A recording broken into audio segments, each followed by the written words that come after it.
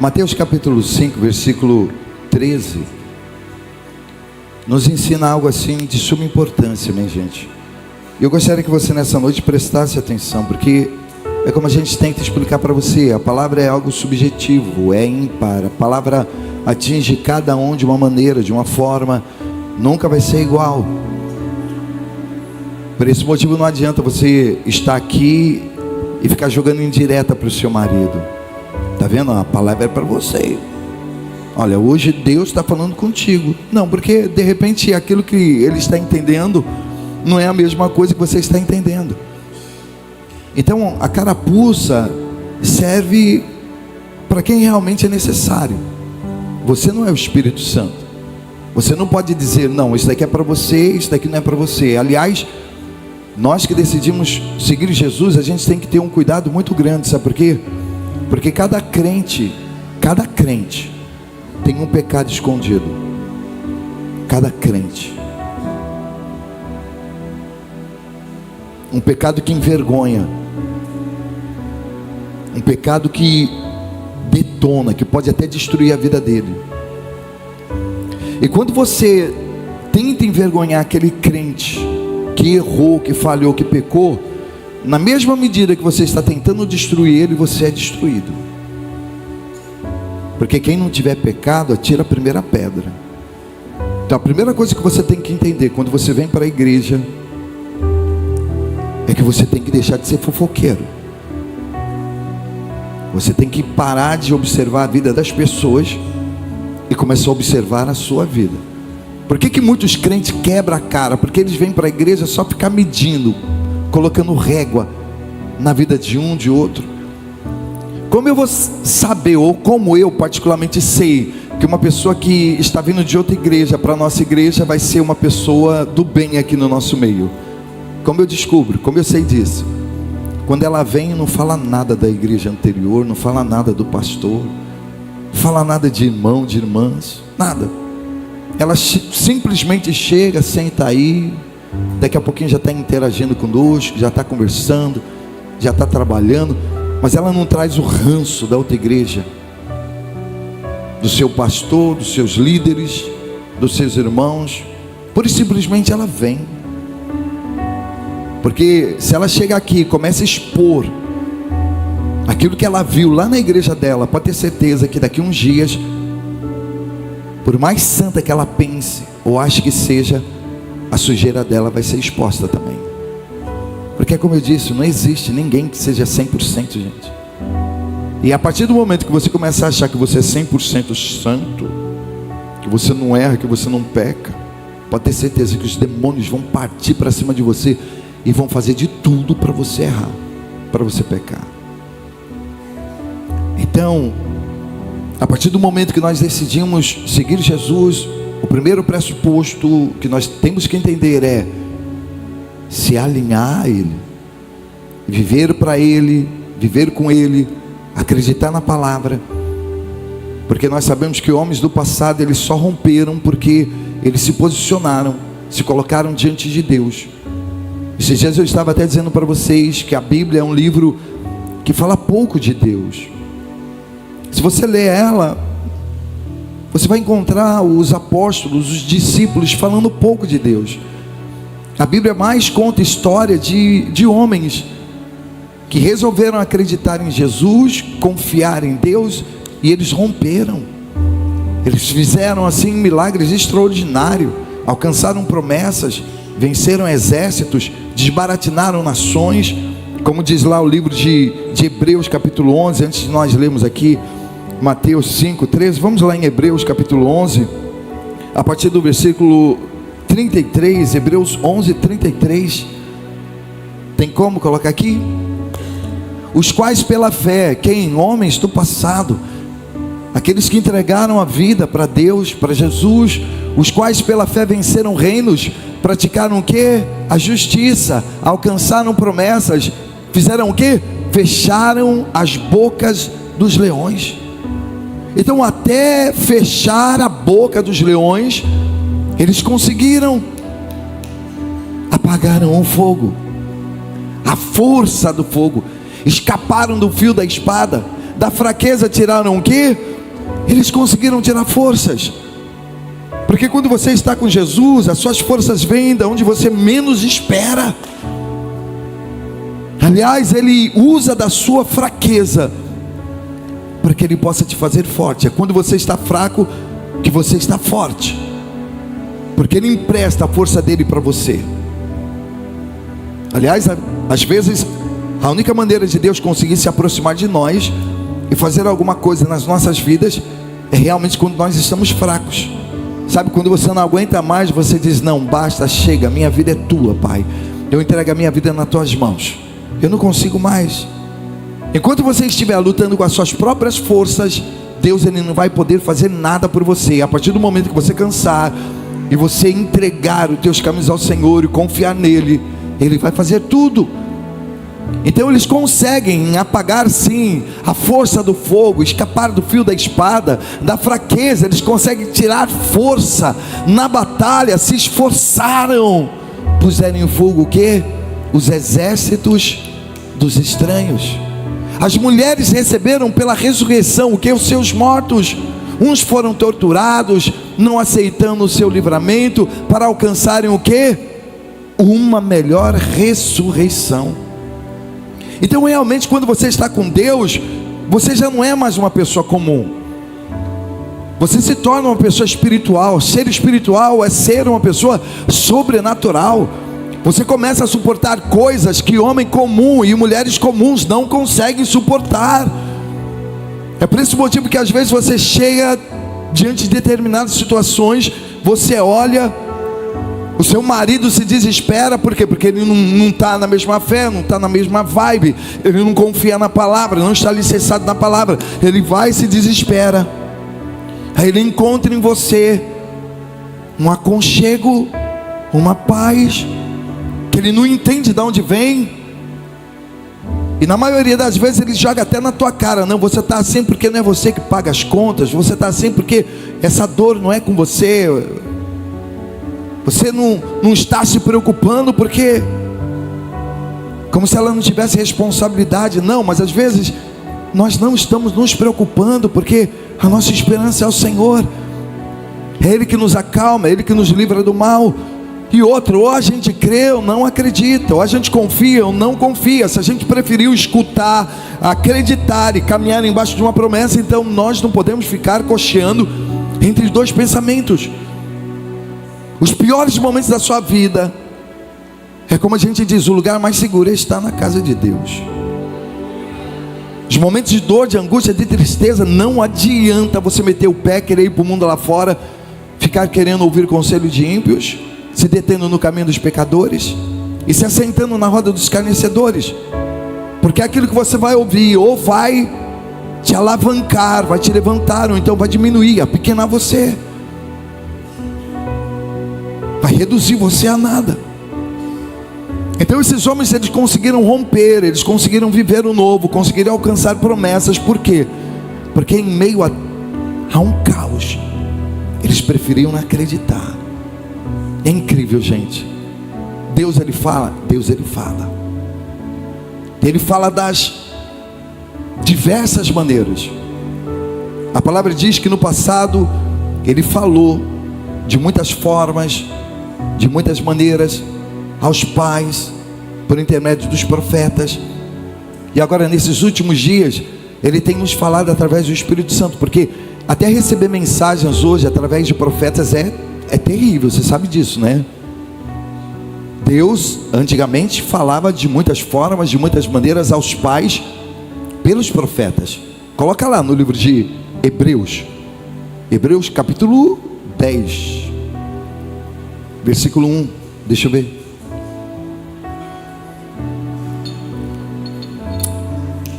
Capítulo 1, versículo 1. Hebreus 1, olha só. Havendo Deus antigamente falado muitas vezes e de muitas maneiras aos pais a nós falou nesses últimos dias pelo Filho, pela palavra, pelo Espírito Santo. Por que Ele inverteu toda a ordem? Porque hoje você ouvir profeta é a pior coisa que existe, meu. Não é seguro. Existe um monte de profeta que te dá só profetada. eis que te digo, eis que eu vejo, eis que o Senhor manda te dizer, eis que isso, eis que aquilo outro. Então, nos dias de hoje, se você ficar na dependência de profeta, correndo atrás de profeta, que nem um monte de gente aí vive, se o profeta não falar, ele não vai. Se o profeta não dizer fica, ele não fica. Se o profeta mandar ele ir, ele vai. Se o profeta mandar ele pular de cabeça, ele pula. Se o profeta mandar ele dar todo o dinheiro dele, ele dá. E hoje nós não vivemos assim. Hoje nós vivemos nesses últimos dias, ouvindo a voz de quem? Do Filho. E para você ouvir a voz do Filho, você tem que realmente ter uma conexão muito grande com Deus. Eu digo para você que Deus, Ele continua falando. Deus, Ele continua instruindo.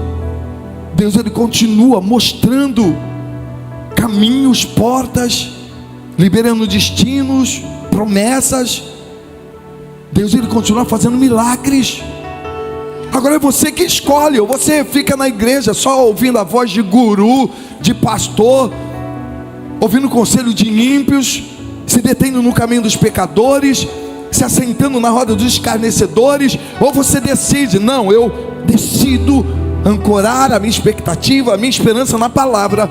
Eu prefiro ouvir a palavra. E você tapa os ouvidos para a voz do mundo lá fora, para o pessimismo, preconceito, para as mentiras, para as vaidades, para o achismo, e começa só a ouvir a voz de Deus. E diz para ele: Pai, eu preciso ouvir a tua voz.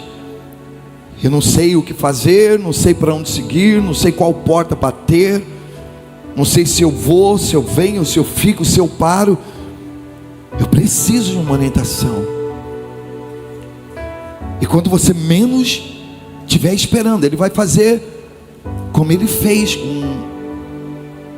com Samuel. Samuel lá no templo, ele dormindo, e de repente Samuel escuta aquela voz: Samuel. Ele levanta, vai até Eli. O Senhor me chamou. E ele fala para ele: não te chamei. E ele volta a dormir, achando que estava delirando. Aí de repente novamente: Samuel. Ele se levanta e vai lá de novo: o Senhor me chamou. Não te chamei, rapaz. Para de me encher o saco, vai dormir, rapaz, essa hora da madrugada. Aí pela terceira vez: Samuel. Aí quando ele vai novamente até ele fala assim: olha, é o Senhor falando contigo, é o Senhor querendo falar contigo. Porque Deus fala, Deus libera destino, Deus abre portas. Agora é como eu estou dizendo: ou você vai viver uma vida comum, como todos os outros homens vivem, uma vida ordinária, ou você pode viver uma vida extraordinária. Porque não adianta você acreditar em Deus somente pela metade. Não, ou você crê ou você não crê. E se você decidir acreditar, você vai ver coisas que homens comuns não veem. Você vai ouvir coisas que homens comuns não ouvem. Você vai sentir coisas que homens comuns não sentem. Sabe por quê? Porque lá no livro de Mateus, capítulo 5, versículo 13. Pega essa chave, entenda isso. A palavra diz que vós sois o sal da terra. Se o sal for insípido, ou seja, se você não tiver sabor, com que se há de salgar? Para nada mais presta. Então, se você for aquela pessoa que está na igreja, mas você é aquela pessoa insípida, sabe, você não sabe se você quer, se você não quer, se você vem, se você não vem, se batiza, não se batiza, se você para ouvir a voz de Deus ou a voz do mundo, você se torna essa pessoa sem sabor, mano. Vive se arrastando.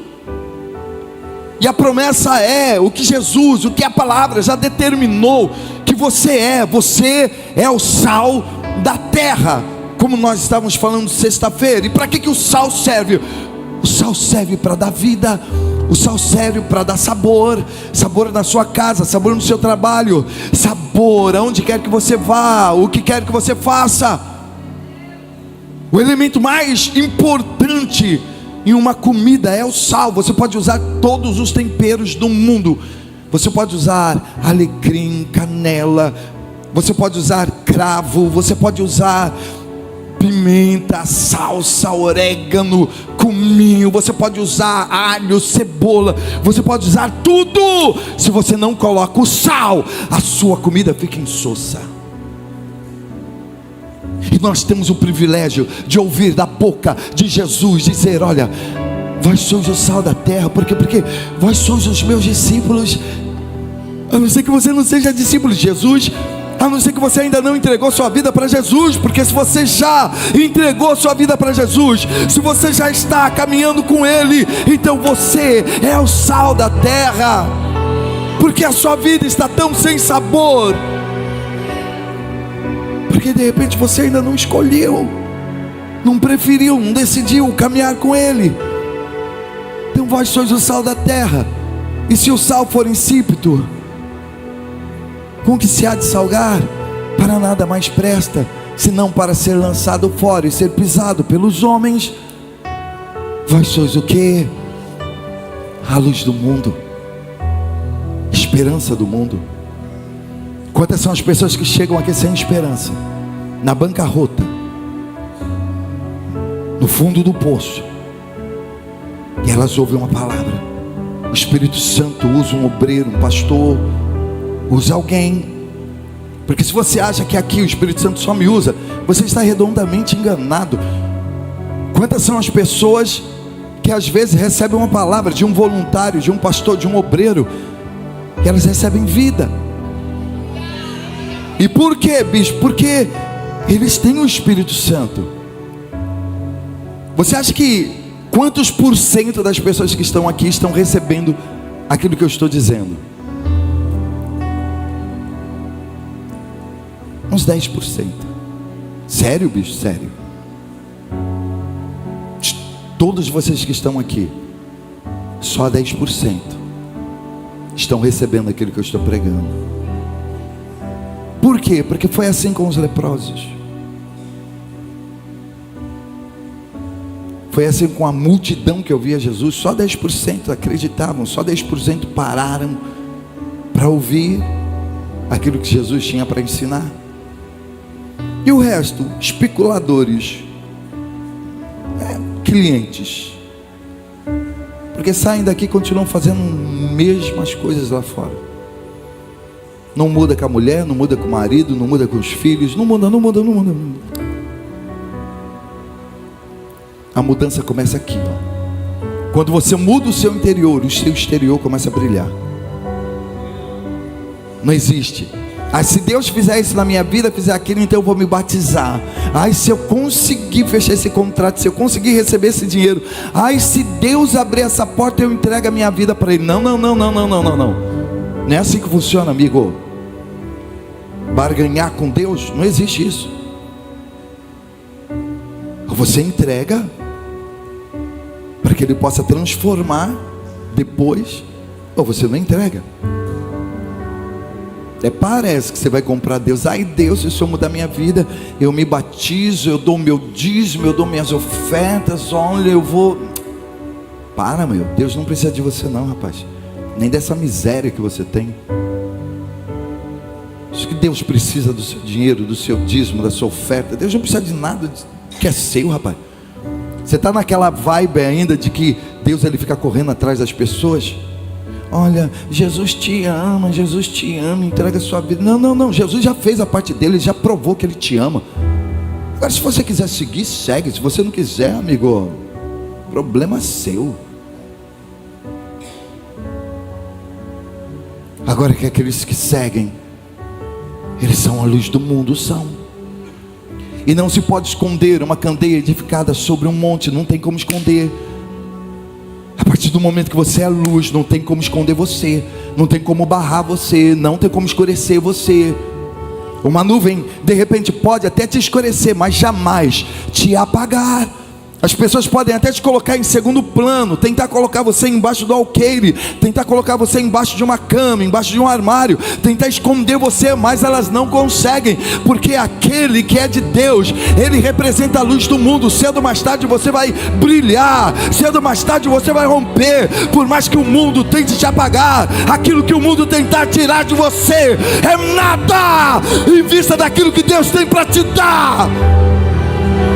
Porque você nasceu para brilhar. Vós sois a luz do mundo, o sal da terra. Nós estamos aqui para glorificar Jesus. Vós sois a luz do mundo. Aleluia.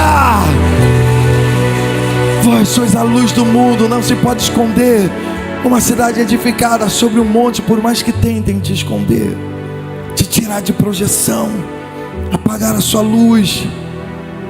E o mundo vai conspirar contra isso. É como eu estou dizendo, a partir do momento que os holofotes são colocados em cima de você, você começa a brilhar um pouquinho, o mundo já vai querer te barrar, te bloquear, te impedir de caminhar. O mundo nos odeia, gente. Se o mundo te ama, então é porque você é amigo do mundo ainda. Mas Jesus declara, ó, se o mundo vos aborrece, sabei que primeiro do que vós, ele aborreceu a mim. O mundo, quando vê você crescendo, ele vai te bater sem piedade, sem dó. O mundo vai querer te ver caído, prostrado, jogado no chão, nas traças. Mas Deus, ele sempre vai querer te levantar. E é nesse momento de adversidade, de escuridão, de trevas, é nesses momentos difíceis que de repente você está enfrentando, que você tem que lembrar que você é a luz do mundo. Eu sou a luz do mundo. E não se pode esconder uma cidade edificada num monte. Não tem como. Você é cidade santa, é eleito, é sacerdócio real, é nação santa. Nem se acende a candeia e se coloca debaixo do alqueire. Deus, ele não te acendeu para você ficar embaixo do alqueire. Deus, ele não te acendeu para você ficar longe, sem brilhar, sem projeção. Não. Quando Deus, ele nos chama, Deus nos chama para brilhar. Quando ele nos chama para romper, para viver milagres, viver o novo, viver maravilhas, o extraordinário. Então ele nos acende. Ele não acende uma candeia para colocar ela debaixo do alqueire, nem no velador, mas no velador, melhor dizendo, e dá luz a todos que estão na casa. Sabe quem vai iluminar toda a sua casa? Você. Sabe quem vai iluminar toda a sua família? Você. Sabe quem vai iluminar a empresa, o comércio, o trabalho, onde você trabalha? Você é a luz. Você é a luz. Por mais que as pessoas elas não estão conseguindo reconhecer, enxergar isso em você, por mais que as pessoas estejam tentando te apagar, te diminuir, eu quero declarar nessa noite que você vai brilhar. Eu quero que você levante a sua mão direita. Eu quero profetizar nessa noite sobre a sua vida, que você vai brilhar, que o inferno não vai conseguir te destruir, que caiam céus ou terra, que venham multidões, que venham exércitos contra você, mas eles não vão conseguir apagar a sua luz, apagar a sua fé, porque a palavra diz que as portas do inferno não prevalecerão contra a igreja do nosso Senhor e Salvador Jesus Cristo. Você vai brilhar, os seus sonhos vão acontecer, você vai viver milagres, promessas, verdade, realidades do reino dos céus, porque para isso Deus te chamou. Deus, ele nunca faz abaixo da média daquilo que ele pode fazer. Deus, ele sempre faz o extraordinário. E isso tudo porque, veja, olha aqui, ó, nem se acende a candeia e se coloca debaixo do alqueire, mas no velador, e dá luz a todos que estão na casa. Para quê? Assim resplandeça a vossa luz diante dos homens, para que vejam os vossos ou as vossas boas obras e glorifiquem o vosso Pai que está nos céus.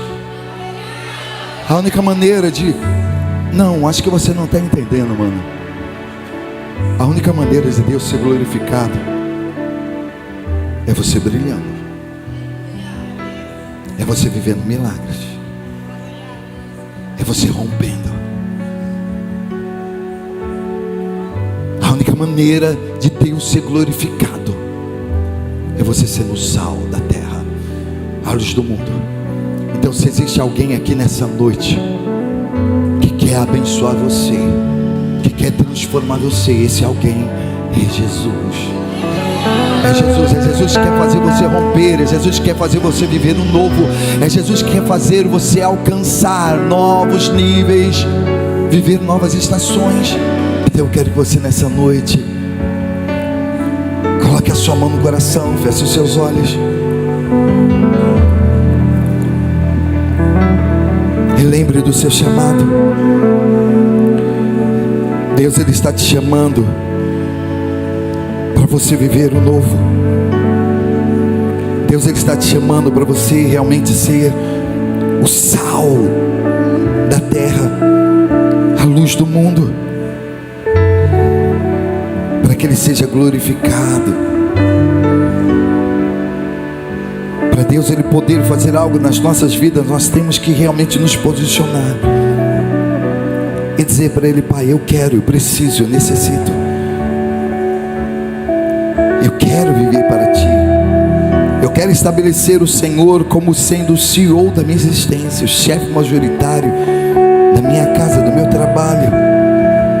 Eu quero, eu preciso, eu necessito, eu sei que o Senhor pode. O Senhor pode me guardar, pode me proteger, pode me abençoar.